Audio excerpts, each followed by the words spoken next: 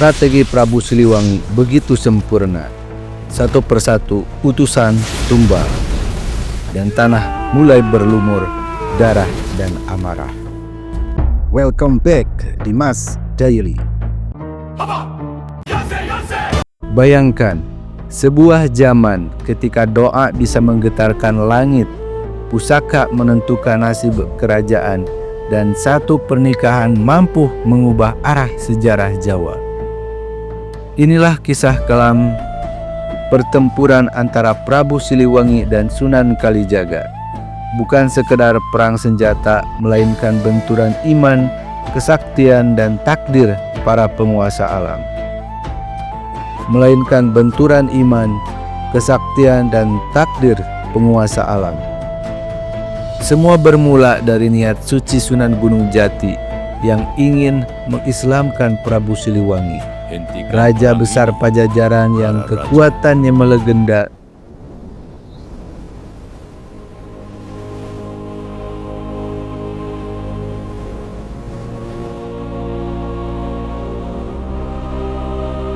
Keraton Cirebon mengirim para tokoh sakti, Pangeran Arya Kemuning, Dewi Mas Gandasari, dan Dimas Roro Kencono Wungu. Namun medan perang berubah menjadi mimpi buruk. Strategi Prabu Siliwangi begitu sempurna. Kesaktiannya seolah tak tersentuh. Satu persatu utusan tumbang, dan tanah mulai berlumur darah dan amarah. Saat itulah Sunan Kalijaga diturunkan ke medan takdir.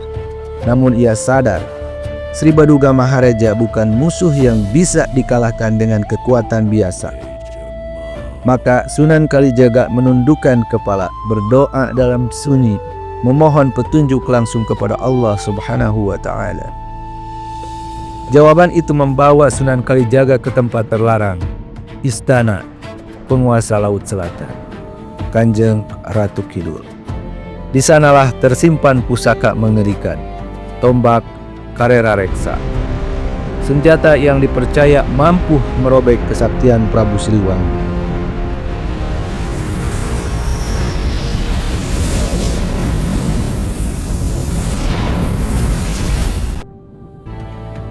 Namun permintaan itu ditolak. Tak ada bukti, tak ada kepercayaan. Maka Sunan Kalijaga membawa Ratu Kidul menghadap Sunan Gunung Jati di hadapan Sang Wali Agung. Ratu Kidul gemetar. Ia tahu isi hatinya terbuka tanpa perlu kata. "Wahai Putri Prabu Siliwangi," ucap Sunan Gunung Jati dengan suara yang menekan batin, "hanya engkau yang mampu menghentikan kesaktian ayahmu." Ratu Kidul tak menolak, tapi mengajukan harga yang mengerikan. Pusaka itu hanya akan dipinjamkan jika Sunan Kalijaga bersedia menikah dengannya. Dengan suara tenang namun penuh wibawa, Sunan Gunung Jati berkata, "Tiada kemuliaan selain menegakkan syiar Islam.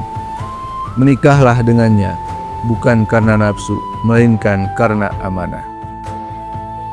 Sunan Kalijaga patuh, namun Ratu Kidul belum percaya. Ia menuntut bukti kesetiaan.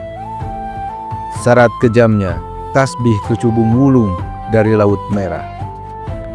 Dalam tafakur panjang, Sunan Kalijaga kembali memohon petunjuk ilahi, dan dari kegelapan alam goib muncullah tiga sosok lembut: Sang Hyang Sontong, Sang Ratu Sanggabisa, dan Si Walikat.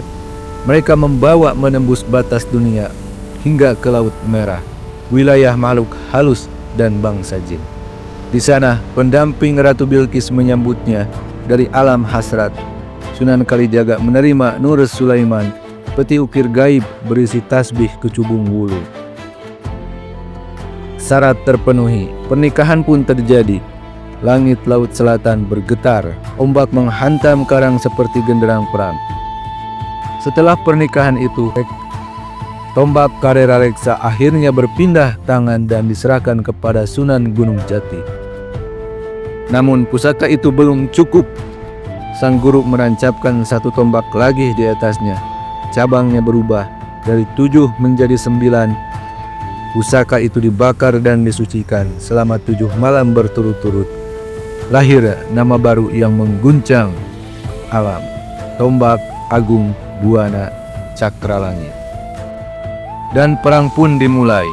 Selama 7 hari 7 malam, langit menghitam, tanah bergetar, dan kesaktian bertabrakan tanpa ampun.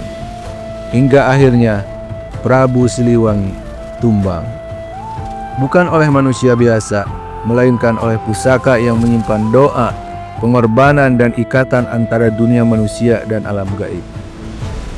Setelah pertempuran usai, tombak Cakrawala dikembalikan ke keraton Pantai Selatan, dan menurut legenda, pusaka itu masih ada hingga hari ini, menunggu waktu untuk kembali dipanggil oleh takdir.